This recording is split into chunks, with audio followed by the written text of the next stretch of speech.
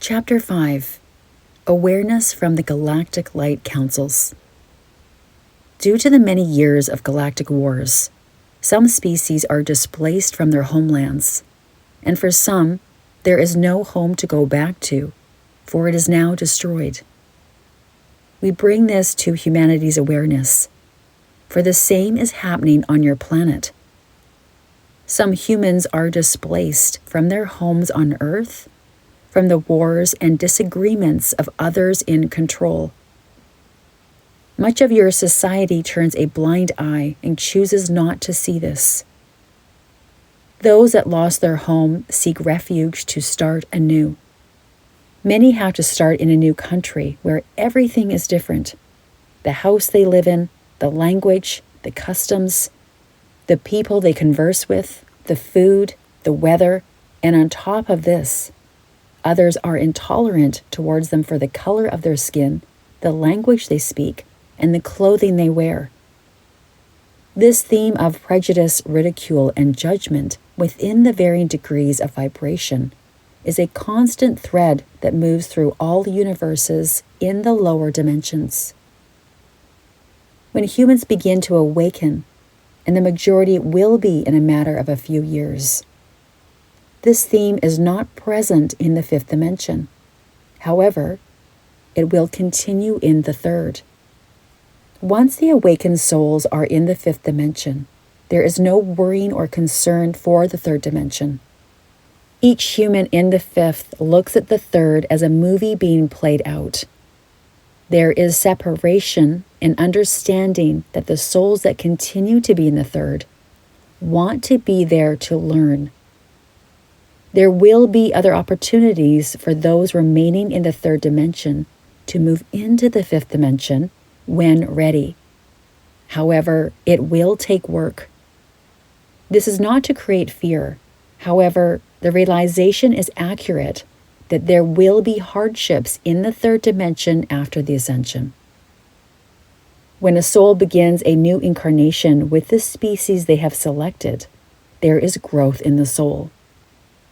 When each human awakens to the realization that you could have been another species other than human at some point in your many lives, this is where the embodiment unfolds that we are all connected. There are worlds where this is forgotten. However, over and over again, the being that you incarnate into will eventually realize that we are all energy and united as one. Love. The main thread that runs throughout all universes is love. When two souls fall in love, whether human or not, this pulls at the human heartstrings on earth.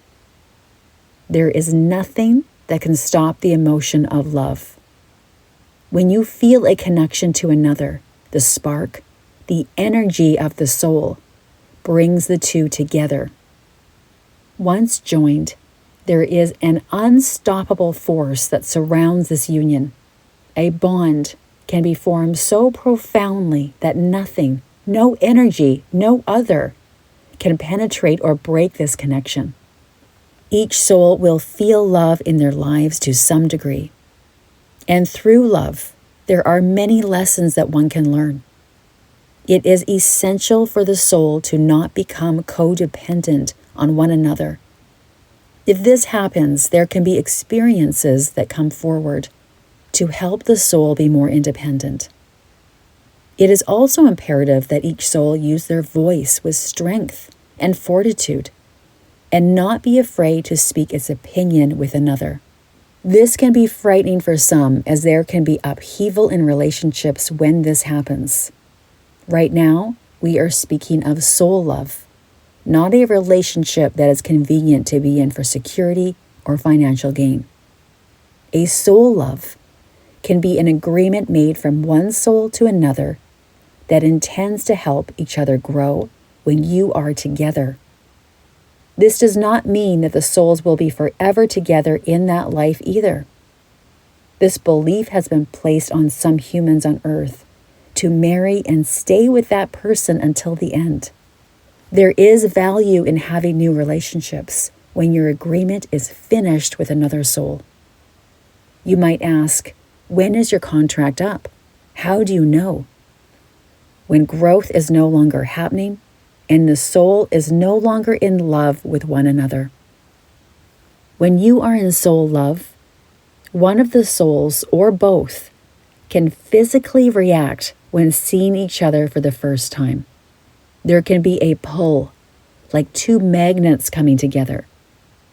Soul love can also start as a friendship that slowly builds to an undeniable love for one another over time.